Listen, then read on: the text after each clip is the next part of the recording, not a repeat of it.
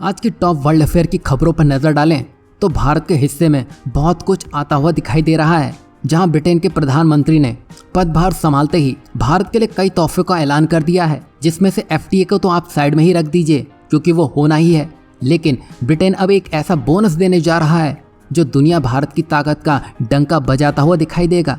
दरअसल अब ब्रिटेन से भारत की रक्षा शक्ति को तूफानी अपग्रेड मिलने जा रहा है, जहां रॉल्स रॉय भारत में अपना व्यापार का विस्तार करने की योजना बना रहा है, जिससे नौसेना के लिए gas turbine, electric propulsion system और एरोस्पेस इंजन शामिल है। बता दें कि मोदी सरकार के आने के बाद ब्रिटेन की मशहूर कंपनी रॉल्स रॉय भारत में अपना बिजनेस तेजी से बढ़ाने में लगी है। जैसे जहाजों के लिए शक्तिशाली गैस टरबाइन इंजन और भविष्य के जहाजों के लिए इलेक्ट्रिक तकनीक और फाइटर प्लेन्स के लिए एरोस्पेस इंजन, और इसी के लिए रॉल्स रॉय भारत में फैसिलिटी लगाने भी जा रही है। और ये सब कुछ रॉल्स रॉय के डायरेक्टर एलेक्स जीनो ने अपने एक इंटरव्यू के दौरान कहा है। उन्होंने कहा है कि हम डीआरडीओ की एक लेबोरेटरी में गैस टरबाइन रिसर्च एस्टेब्लिशमेंट यानी कि जीटीआरई के साथ मिलकर 5th generation advance medium compact aircraft यानी कि एमका पर काम कर रहे हैं।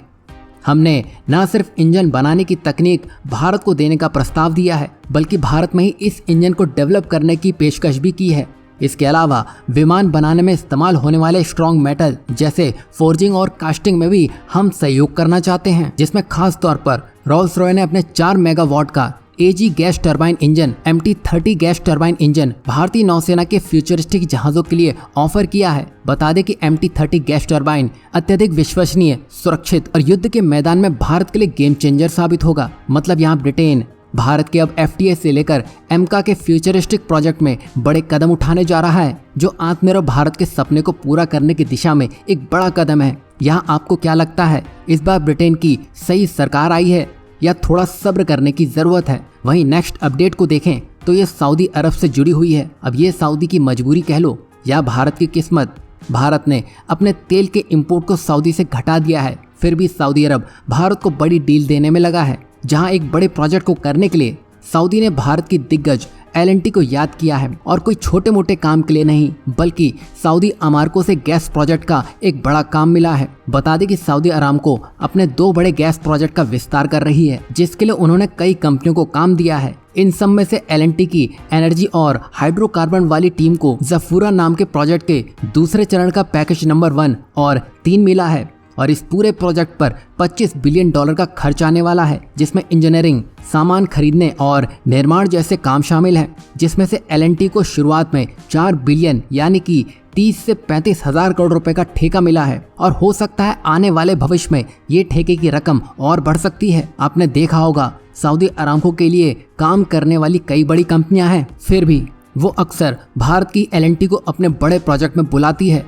ऐसा इसका एक सिंपल कारण है, एलएनटी की विश्वसनीयता और लंबा पॉजिटिव ट्रैक रिकॉर्ड। यही नहीं, भारत और सऊदी के बीच में अच्छे रिश्ते हैं।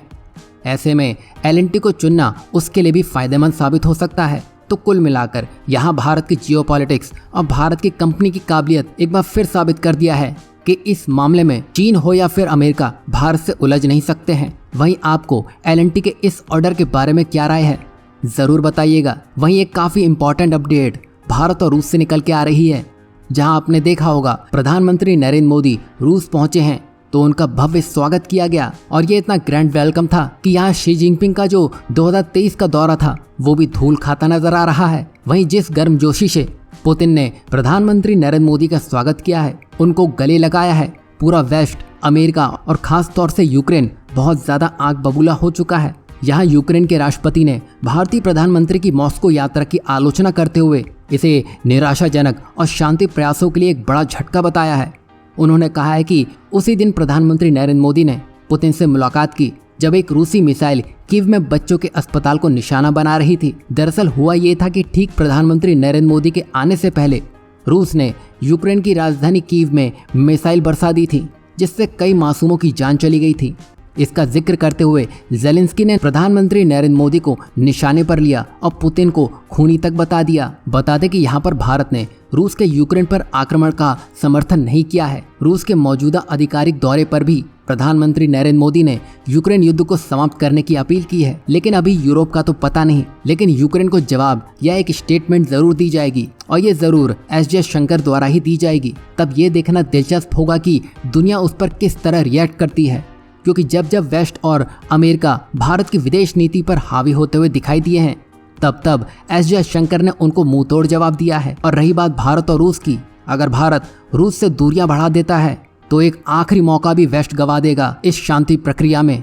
वहीं नेक्स्ट अपडेट की बात करें तो ये जापान से निकल के आ रही है, जो भारत के सेमीकंडक्टर के क्षेत्र में बड़ी क्रांति लाने की बात कर चुका है। दरअसल जापान की दिग्गज कंपनी होरिबा, जो $2.5 बिलियन की कंपनी है और सेमीकंडक्टर बनाने के क्षेत्र में अहम भूमिका निभाती है, वो भारत में अपना यूनिट लगाने की तैयारी में है। ये न सिर्फ भारत में सेमीकंडक्टर निर्माण को गति देगा, बल्कि देश को टेक्नोलॉजी में आत्मनिर्भर बनने की दिशा में मील का पत्थर साबित होगा। आपको बता दें कि होरिबा एक एनालिसिस और मेजरमेंट इक्विपमेंट बनाने वाली कंपनी है और इसे आप ऐसे समझ सकते हैं कि सेमीकंडक्टर बनाने के लिए कई तरह की प्रोसेसिंग से गुजरना पड़ता है और इस प्रोसेस को सटीकता से पूरा करने के लिए कई तरह के एडवांस इक्विपमेंट की जरूरत होती है और होरिबा ऐसी एडवांस इक्विपमेंट बनाने में माहिर है। यही नहीं, दुनिया भर में मास फ्लो कंट्रोलर्स यानी कि MFFC का 60% बाजार तो सिर्फ होरिबा ही संभालती है और ये वही MFFC है जो किसी जादू की तरह से चिप बनाने की प्रक्रिया में गैस के प्रभाव को कंट्रोल करती है। तो अभी तक भारत दूसरे देशों से सेमीकंडक्टर आयात करता था, मगर अब होरिबा के आने से भारत न सिर्फ अपनी जरूरत के चिप्स बना सकेगा, बल्कि उन्हें और डेवलप भी कर सकेगा। और ये यूनिट मेक इन इंडिया के तहत ज़्यादा से ज़्यादा एडवांस इक्विपमेंट और पार्ट्स भारत में ही बनाएगी, जिससे रोजगार के अवसर बनते हुए दिखाई देंगे। साथ ही भारत में सेमीकंडक्टर बनाने की तकनीक में तेजी आएगी। कुल मिलाकर होरिबा का भारत में आना सिर्फ एक कंपनी का आना नहीं है, बल्कि टेक्नोलॉजी के क्षेत्र में आत्मनिर्भर बनने की एक नई शुरुआत है। वहीं नेक्स्ट अपडेट की बात करें तो ये कनाडा से उछल के आ रही है, जिस पर यह कहावत बिल्कुल सटीक बैठती है, जैसी करनी वैसी भरनी। आपने देखा होगा पिछले 1-2 साल से कनाडा और भारत के रिश्ते कहाँ थे और अब कहाँ आकर पहुँच चुके हैं। और भारत के लाख मना करने के बावजूद भी कनाडा के प्रधानमंत्री जस्टिन ट्रूडो ने खालिस्तान का ही साथ दिया और आज वो ऐसी जगह पहुँच चुके हैं जहाँ उनके लिए बस एक हार इंतजार कर रही है। दरअसल खबर यह है कि कनाडा में अब तक की एक सबसे बड़ी चोरी का खुलासा हुआ है और ये किसी नेटफ्लिक्स की सीरीज से कम नहीं है। और यहाँ कनाडाई पुलिस का मानना है कि 6,500 से ज्यादा सोने की ब्रिक चुराकर विदेशों के बाजार में, खासकर दुबई और भारत में खपा दी गई हैं, क्योंकि वहाँ पर सीरियल नंबर वाले सोने को भी लिया जाता है और फिर उन्हें पिघलाकर गायब कर दिया जाता है। अब पूरे मामले की बात करें तो ये चोरी टोरंटो इंटरनेशनल एयरपोर्ट के एयर कनाडा कार्गो टर्मिनल में हुई थी।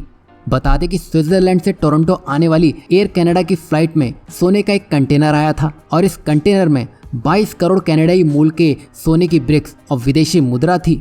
जहां चोरों ने सी फूड पिकअप ट्रक का फर्जी बिल दिखाकर वेयर हाउस के कर्मचारियों को चकमा दिया और फिर सोने की ईंटों से भरा हुआ पैलेट लेकर फरार हो गए। बता दें कि इस चोरी में करीब 9 लोग शामिल थे, जिसमें से कुछ तो खुद एयर कनाडा के पूर्व कर्मचारी थे। अब आप सोचिए, अंदर का आदमी होने से उन्होंने कितनी आसानी से इस वारदात को अंजाम दे दिया। वहीं गिरफ्तार किए गए लोगों में परमपाल सिद्धू, अर्जित ग्रोवर और अमित जाटोला जैसे भारतीय मूल के लोगों के नाम भी शामिल हैं। हालांकि अभी तक सिर्फ 90,000 कनाडियाई डॉलर ही बरामद हो पाए हैं। बाकी का सोना कहाँ गया, ये अभी तक रहस्य बना हुआ है। अब देखिए, करोड़ों डॉलर का सोना गायब, और वो भी कनाडा जैसे सुरक्षित देश में। ऐसा लगता है कनाडा उन अपराधियों और भगोड़ों के लिए स्वर्ग बन चुका है जिन्होंने किसी न किसी बहाने कनाडा में शरण ले रखी है और वोट बैंक बनाए हुए हैं।